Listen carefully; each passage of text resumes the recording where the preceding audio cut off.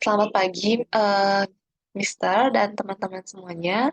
Jadi hari ini saya akan mempresentasikan tentang analisis teks KD pada silabus Bahasa Inggris.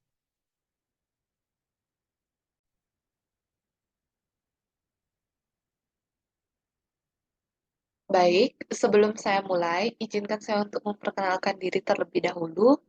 Nama saya Dewa Ayu Alitriska Dewi, lahir di Siangan 21 Juni 2003.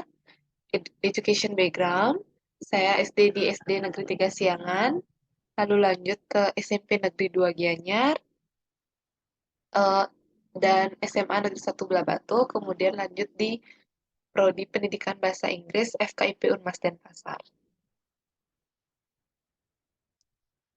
Baik, pertama-tama kita mulai dari pendahuluan.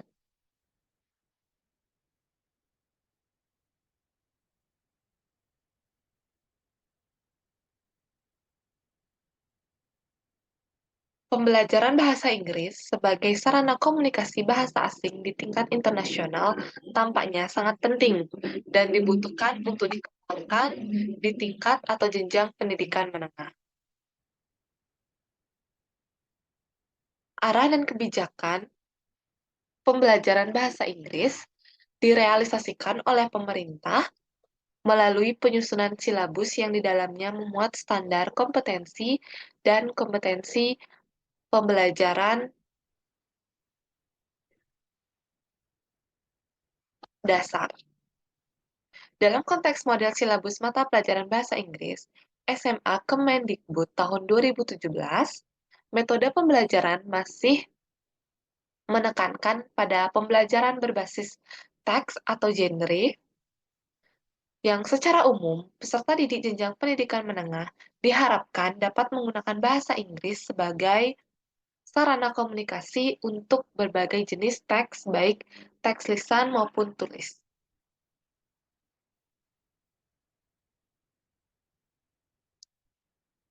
Bahasa Inggris SMA, MA, SMK, dan MAK Kemendikbud 2017 menganalisis pemetaan dilakukan dengan cara membandingkan KD yang ada dengan realisasi kebutuhan KD dalam pembelajaran bahasa Inggris di lapangan. Khususnya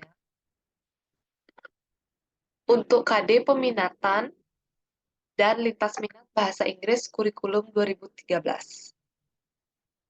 Analisis KD ini dipandang sangat penting dan strategis khususnya bagi guru dalam menyusun perencanaan pembelajaran. Dengan adanya pemetaan KD, diharapkan guru bahasa Inggris dapat lebih cermat dan sistematis dalam menyusun rancangan pelaksanaan pembelajaran atau yang dikenal dengan RPP dan merealisasikannya dengan tepat, baik, dan benar sesuai dengan pesan yang ada di dalam silabus.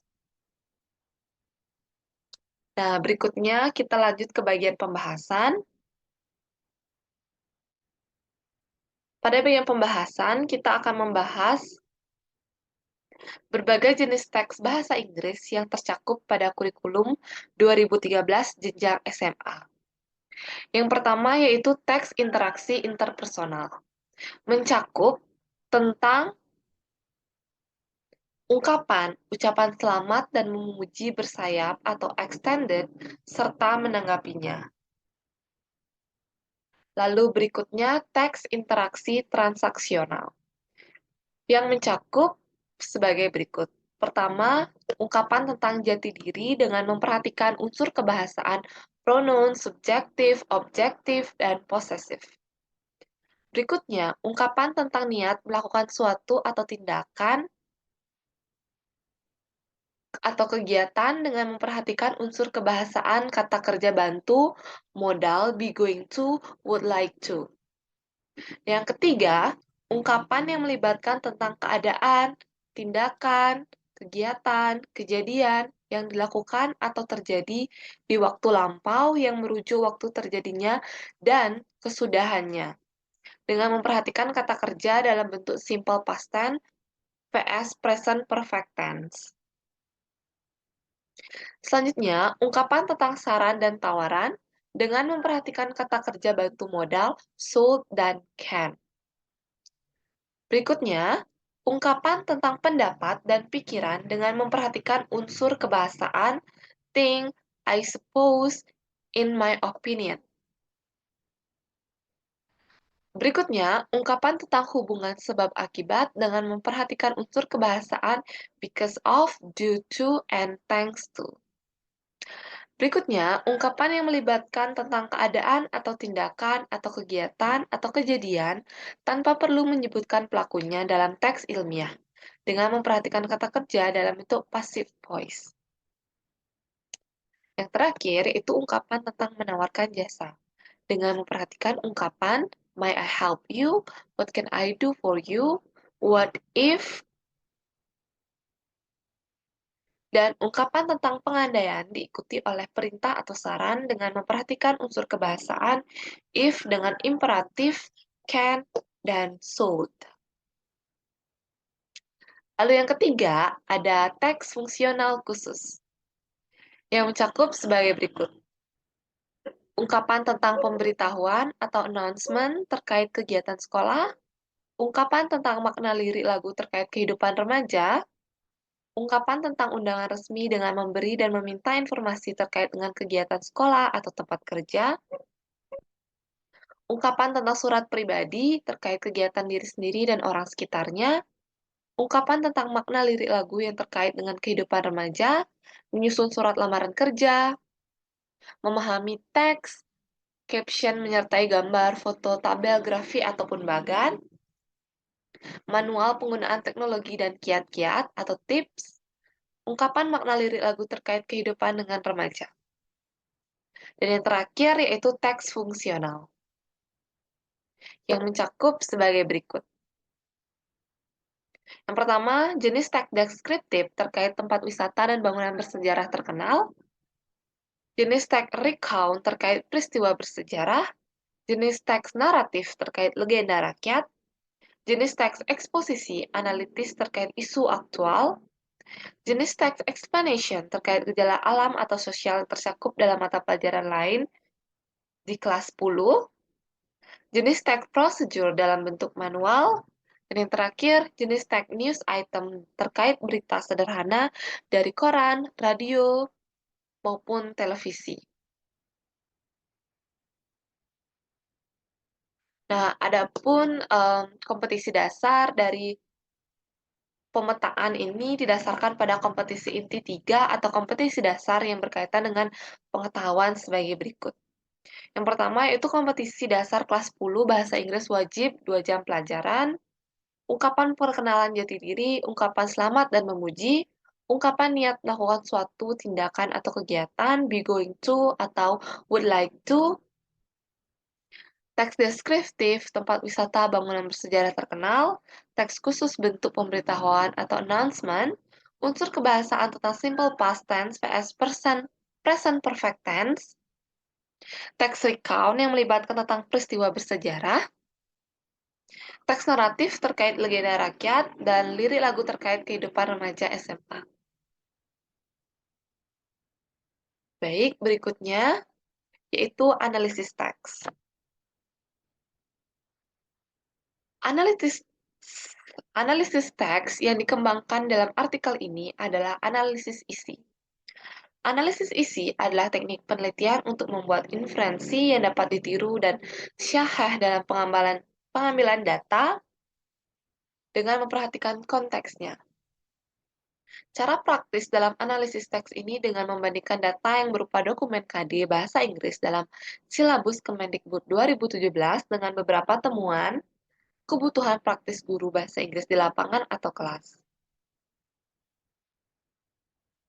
Nah, dari temuan data di lapangan melalui hasil observasi, wawancara mendalam, dan angket serta paparan data dari dokumen model silabus bahasa Inggris yang dikembangkan oleh Kemendikbud tahun 2017, dapat dianalisis tentang keberadaan teks KD yang ada dalam program bahasa Inggris wajib dan program bahasa Inggris peminatan.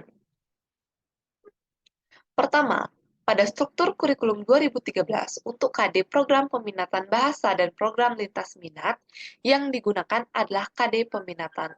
Hal ini tentu memberikan beban yang cukup berat bagi guru untuk menyampaikan muatan KD peminatan bahasa Inggris pada siswa atau kelas yang memilih lintas minat bahasa Inggris.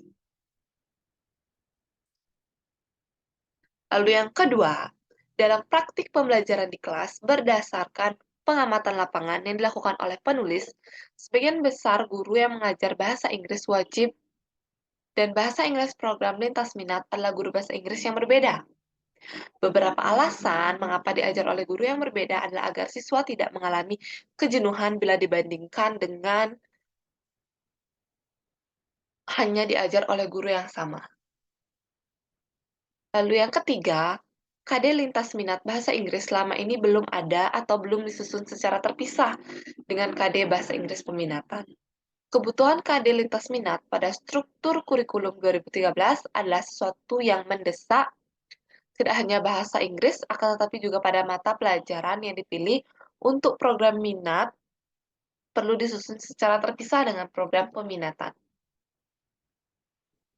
Keempat, KD yang ada di bahasa Inggris wajib dan KD yang ada di bahasa Inggris peminatan terkesan overlapping atau tumpang tindih dan juga terkesan pengulangan. Kelima, kebutuhan KD untuk menyiapkan siswa dalam mengikuti ujian nasional bahasa Inggris lebih banyak ada di KD program peminatan. Dan mungkin akan lebih siap menghadapi ujian nasional atau menguasai KD yang ditargetkan dibandingkan siswa yang tidak mengambil program lintas minat bahasa Inggris. Dan yang terakhir yaitu kesimpulan. Berdasarkan paparan dari materi-materi PowerPoint saya di atas, dapat disimpulkan bahwa yang pertama, struktur kurikulum untuk mata pelajaran bahasa Inggris wajib dan peminatan perlu dilakukan evaluasi oleh pemerintah terkait dengan beban yang ada pada silabus yang perlu tertuang pada kompetensi dasar. Yang kedua, teks kompetisi dasar atau pengetahuan yang ada pada silabus bahasa Inggris masih terdapat overlapping antara bahasa Inggris kelompok wajib dan bahasa Inggris kelompok peminatan. Yang ketiga, pembelajaran berbasis teks yang selama ini dipahami oleh guru perlu dilakukan penyegaran kembali. Dan yang terakhir, pemetaan kompetensi dasar 3 yang terkait pengetahuan perlu dilakukan sebagai panduan bagi guru untuk mengembangkan bahan ajar secara sistematis dalam kegiatan belajar mengajar di kelas. Baik, sekian presentasi dari saya hari ini. Semoga dapat bermanfaat dan dimengerti. Terima kasih.